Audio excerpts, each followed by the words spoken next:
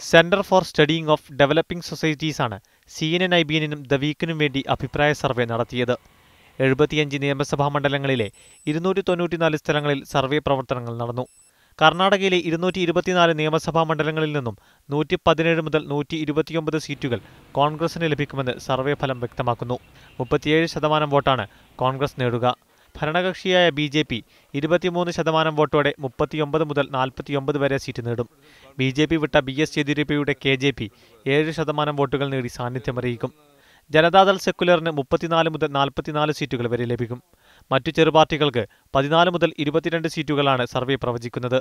2008-ൽ Congress 35% vote നേടിയിരുന്നെങ്കിലും 34% vote നേടിയ BJPക്കാണ് കൂടുതൽ seat ലഭിച്ചത്.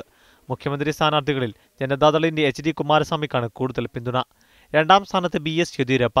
മെയ് 5-നാണ് കർണാടകയിൽ തെരഞ്ഞെടുപ്പ് നടക്കുന്നത്. മീഡിയ 1 ബാംഗ്ലൂർ.